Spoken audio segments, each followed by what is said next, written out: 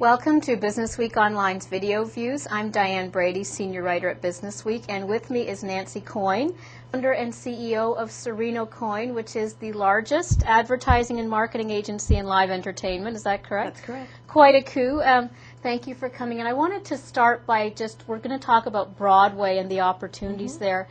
Let's just start with the fact that Broadway seems like a very limited venue to a lot of national advertisers. Is that true? It probably feels local, but it actually isn't. First of all, in New York, on Broadway itself, 65% of most audiences are from out of town. They're from across the country, as well as from overseas.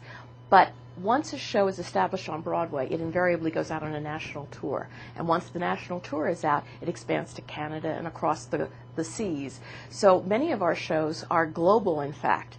Mamma Mia, for instance, if you were associated with Mamma Mia, tonight in 17 different cities across the world, Mamma Mia is going on. Anybody associated with that show would be associated with 17 different companies of it.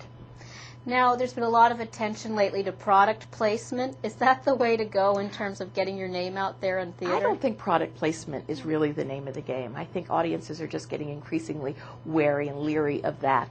And besides that, it is an art form, and I don't think that you insert the commerce into the art, per se. I do think association, affiliation, sponsorship is the way for Madison Avenue to look at the street that is Broadway. What we provide, what Broadway provides every night, and by Broadway I mean theater across the country, every night we provide an experience that audiences say has actually changed their lives. It's transformative. Everyone leaves the theater a little bit happier, a little bit different, altered for the better. And I think that there's a lot of people that would like to be associated, a lot of products that would like to be associated with bringing you that kind of experience. Does it tend to be the upper tier? Because certainly I'm familiar with American Express, has been a long-time sponsor. It seems like the demographic is very upscale. Again, is that a misconception? I think it is. I think ever since Disney entered this arena, and shows like Beauty and the Beast, which is entering its 12th year, The Lion King going into its 7th year, there's been a family audience on Broadway that has far transcended the elitist image that has been commonly associated with Broadway. Now it's a very wide-ranging demographic. It is intelligent, it is somewhat affluent, it is aspirational to be sure, but people are finding taking their kids to the theater is an incredibly rewarding experience, if only for getting them away from the video game and away from the video screen and the television screen.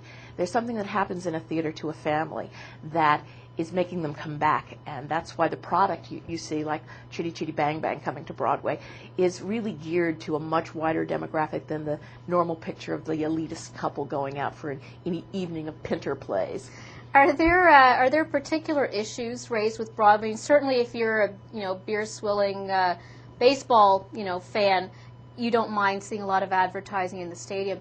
But are there particular issues when people go to the theater? Are they a little more skittish about having advertising in their face? I don't think they want advertising, again, inserted into the show. So it's all sponsorship of shows? But they do and are happy to have the show provided, brought to them by someone. Anyone who is associated with bringing, let's say, Hairspray to Des Moines is a good corporate citizen. The fact of advertising the way it used to be in the 50s on television, where we are the men from Mexico, we work from men from Texaco, we work from Maine to Mexico. You watched that commercial, you enjoyed it because they were bringing you Milton Berle, and you had a certain sense of gratitude, and I think that's the opportunity that we afford Madison Avenue, is the ability to provide theater to people.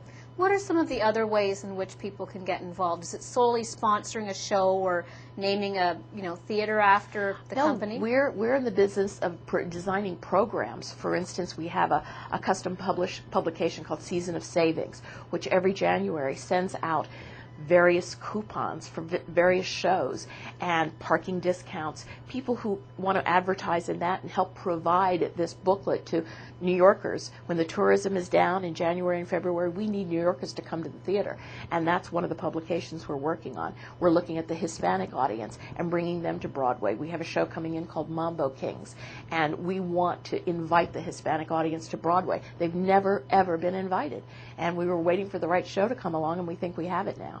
So are you optimistic about theater going forward, or do you have concerns? Certainly the ticket prices continue to be an issue for everybody. I can't tell you how optimistic I am.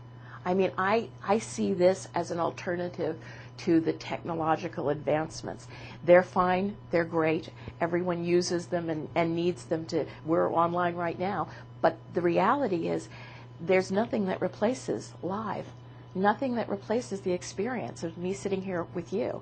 I mean, it is something that only happens in a theater. And as the world becomes more technologically sophisticated, the reality experience that is theater becomes increasingly valuable.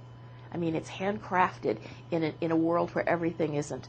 The original reality show. Exactly. Well put. Well, we've been speaking with Nancy Coyne, who is founder and CEO of Serino Coyne, about opportunities on Broadway. I'm Diane Brady of Business Week, and you've been watching Video Views. Thank you.